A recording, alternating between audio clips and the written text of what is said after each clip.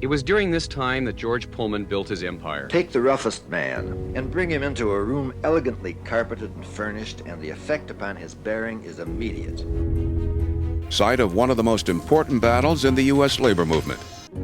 Pullman is a living social organism as well as a physical historic resource. It is people and ideas and values as well as buildings and spaces and public facilities.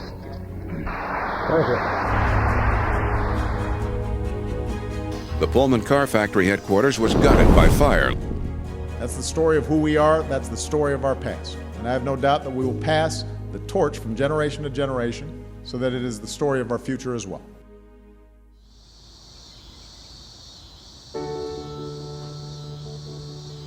America's story is a story of work. It is a story of innovation, opportunity, struggle, and the continuing effort to define fairness, dignity, and belonging in the workplace. At Pullman National Historical Park, that American story unfolds across generations. In the 1880s, industrialist George Pullman built an ambitious model town on Chicago's South Side to house workers at his luxury railcar factories.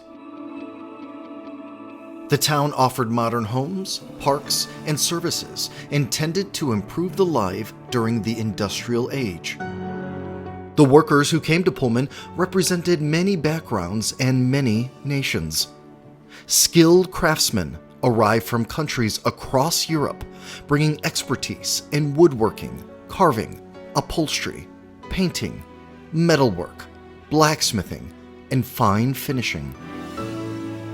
These workers labored in specialized shops throughout the vast factory complex.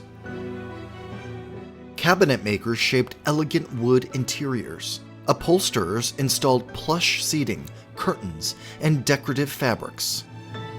Painters and decorators applied intricate finishes and ornate stripping.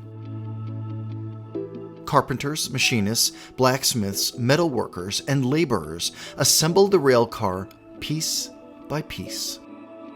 Together, they built some of the most luxurious train cars of their day.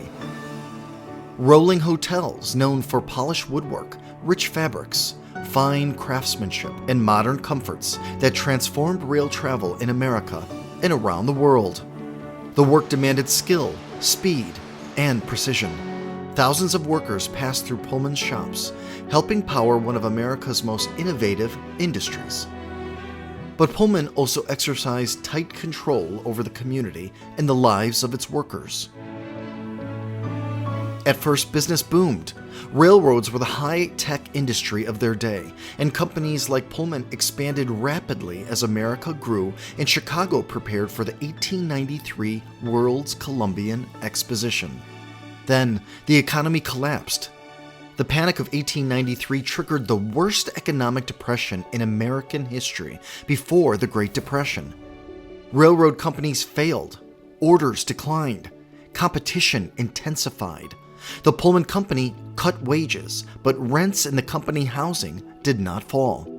Workers grew frustrated. On May 11, 1894, Pullman workers walked out. We was terribly surprised about our fathers being on strike, and we said if our fathers are on strike, we're on strike too.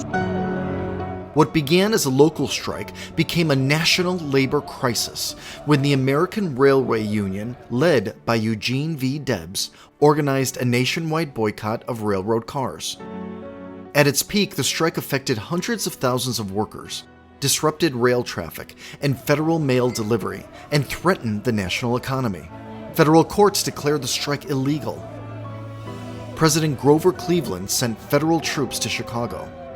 By mid-July, the strike ended violently, but its impact reshaped national conversations about labor relations, workers' rights, corporate power, and the role of government.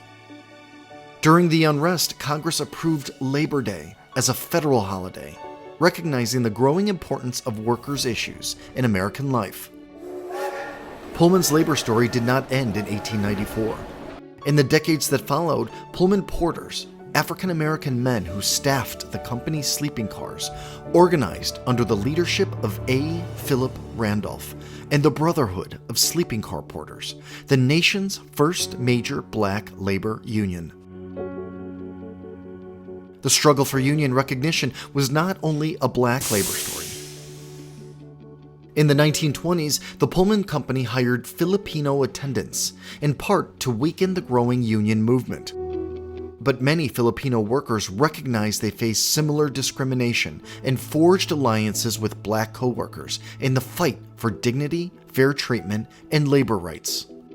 In 1937, the Brotherhood won a landmark labor agreement with the Pullman Company, a milestone in labor history, black economic advancement, and the broader struggle for civil rights. The company itself continued to evolve.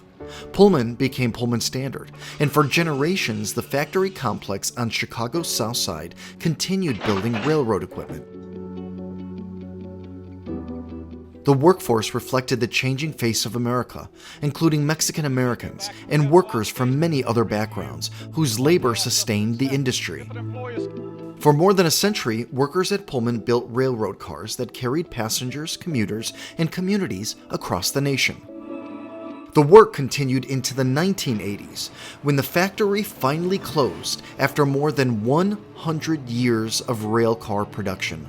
As the United States marks its 250th birthday, Pullman reminds us that America's labor story is not simple.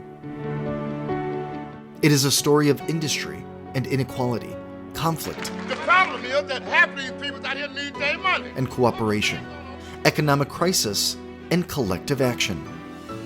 From immigrant craftsmen who built the luxurious rail cars, to Pullman workers who challenged economic hardship, to black porters and Filipino attendants who organized for dignity, opportunity, and fair treatment, to the diverse generations of workers, including Mexican Americans, who kept railcar production alive into the late 20th century.